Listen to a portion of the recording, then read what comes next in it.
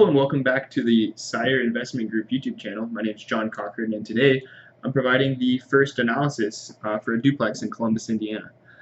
So as you can see on the left side, we have the outline for today's video. So you'll see how I found the property, what's good, what's bad about it. I'm going to walk you guys through the analysis spreadsheet that I have that I've mentioned in other videos. And then I'm also going to give a glimpse on how the Domino Effect can play a key role in your investment strategy. So let's jump right into this. Alright, so here we are. This is my analysis spreadsheet.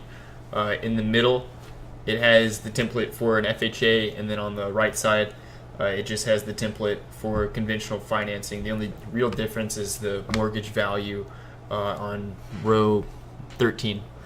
But before going into the details of the spreadsheet, I wanted to touch on how I found this particular duplex and where all these numbers came from. So this particular property is a for sale by owner, or a FSBO as some people call it, that I found on Zillow's website. I'd be happy to show you guys how to go onto Zillow and search for sale by owner properties, but honestly there's tons of videos on YouTube that you can do that already, so I don't want to waste your time with it. It's really easy. And so some pros and cons of this property, and just a little description. So it's a cute little duplex in Columbus, Indiana. It's mirrored on each side. It's got a carport for either unit. The house is in great shape. It's got natural hardwood floors on the inside. Has some decent appliances. However, the roof is in kind of rough shape. The owner says that he thinks it'll last 7-9 years. I think it's questionable. I went out there with my friend Phil Ehrman, who I might bring on the show eventually. He gave me his idea of the condition of the roof. He said, or he was able to point out to me that it was already patched over in one location, probably wasn't others. So if I got the property, I'd want to replace the roof. That's basically what I'm getting at. And he gave me a quote of about $3,000 for that, and then like $1,000 for the gutters that also have like a big hole in them as well. Yeah, so those are just some details about the property itself so that you have some context. So walk through the spreadsheet. So the way this works is you have your rents up to 4 units. This is easily customizable, but all that's important is that we have these 2 units. The rents that the owner is currently collecting, and I found this information just by texting him, because this was a for sale by owner. It's not like I was working with a real estate agent who would find all this information for me. This was just a contact that I had directly with the owner of the property.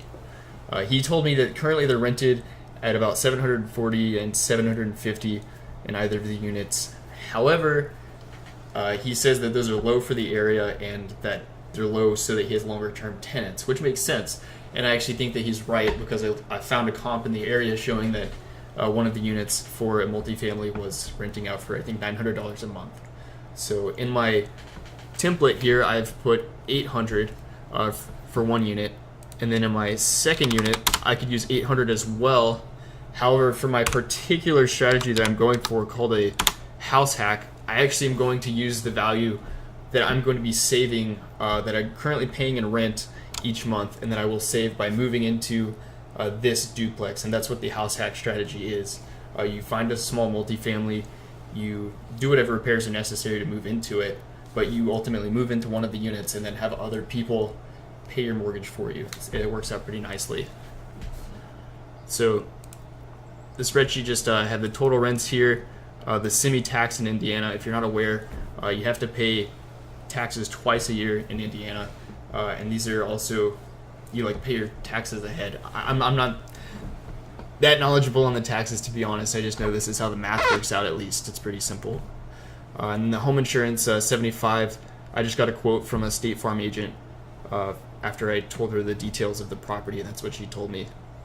So something on this spreadsheet that you guys might not be too familiar with is CapEx, row 12 here. So I have a $100 CapEx estimate. What CapEx is, it's capital expenditures, and basically it's just an allotted amount of money that you set aside each month so that you can have enough money for the big ticket items that come up later, like a roof, for instance. So because I'm replacing this roof, if I were to buy it, I might be able to get away with having a lower CapEx value that I account for in my cash flow estimate.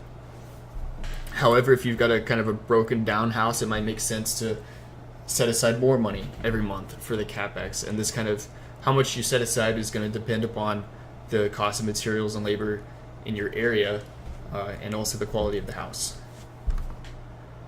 And so down here, looks like I-15. This is the down payment for the property. So the way the spreadsheet works is you don't actually adjust the asking price, or 149,000 is what I have selected right now.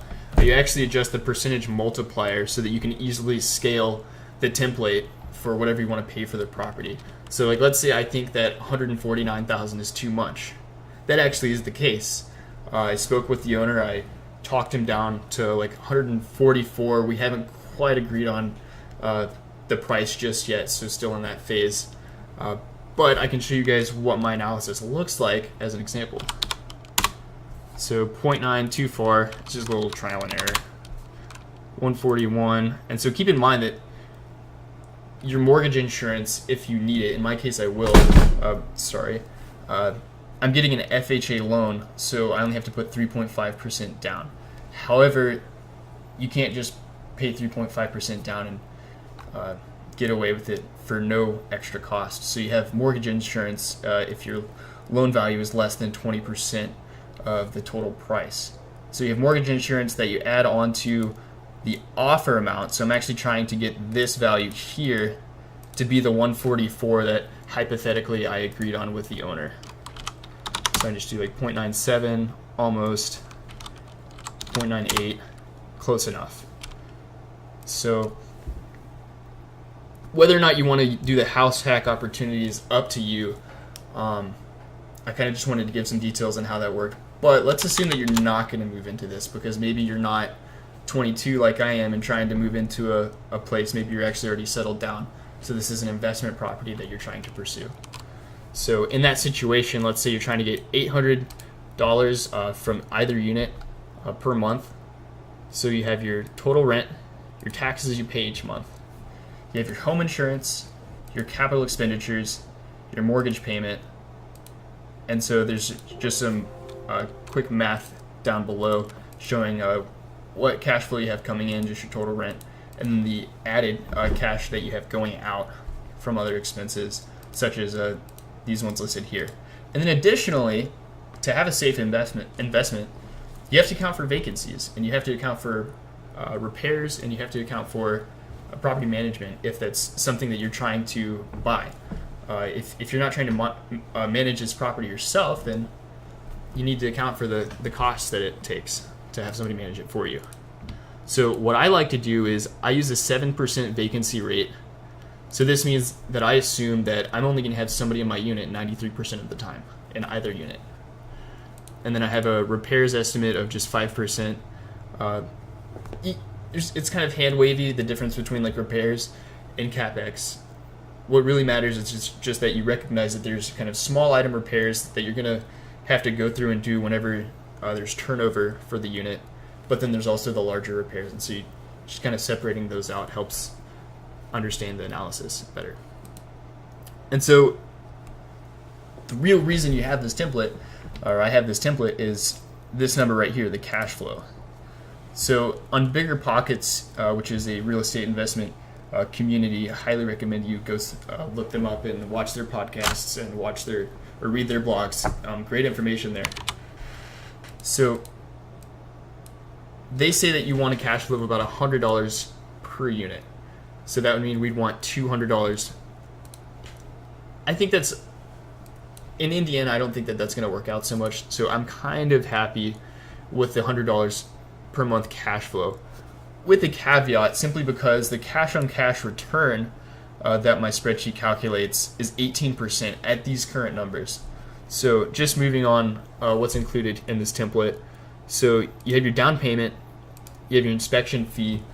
This might again be different for your area. It's also definitely going to be different for the size of your property. It takes more time to look at 4 units than it does 1. And then vesting check, something that your titling agency does just to make sure that there's no no other outstanding liens on your property. I believe that's what that's for. And so just your yearly income is just your cash flow per month multiplied by 12. Simple math.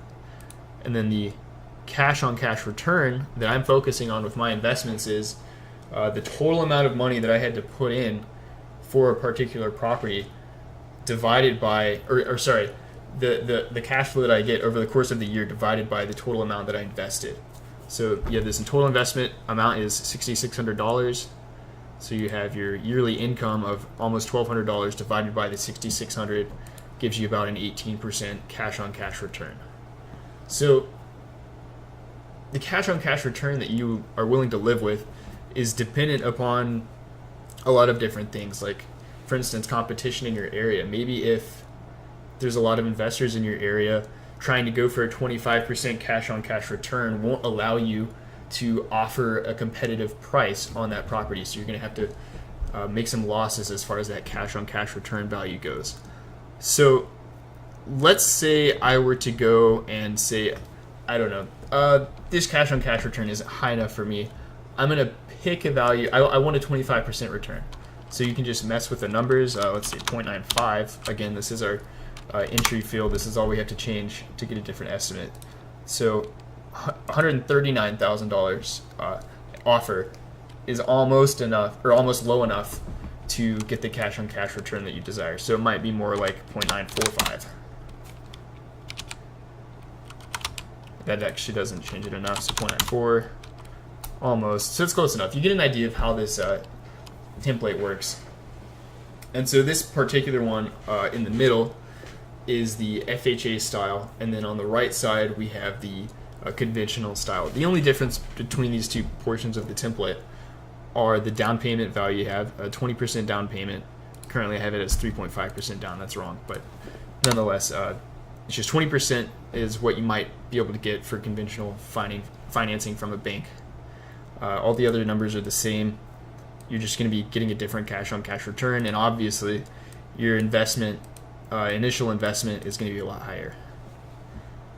So what else so also what I wanted to cover in this video was give an idea of how the domino effect can affect your investment strategy. So I wanted to kind of give a shout out to the CIRE investment group that's in Indianapolis. It's located in Indianapolis. It just stands for Central Indiana Real Estate Investor Association. I like to go to those subgroup meetings and main meetings when I get the chance every month, and also the subgroup meetings happen, each respective one I think happens once a month, something like that. It's a great place to build your network, which is the whole point that I'm trying to make. Is by going to these meetings, I went to a Mortgage 101 subgroup meeting just to learn about mortgages, and what do you know, I met my lender who referred me to a realtor who operates in Columbus, Indiana, and he's also referred me to a contractor in the area who does new developments and rehab work. Phil, I think I mentioned his name earlier.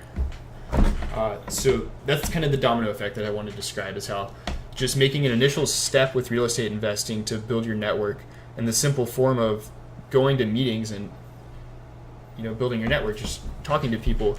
Eventually those people refer you to other people, and that can help you a lot in the end. So that's pretty much all I wanted to cover in the first analysis video. Let me know what you think. Please put your comments, likes, share it to your friends if you want, and let me know if you thought this was helpful.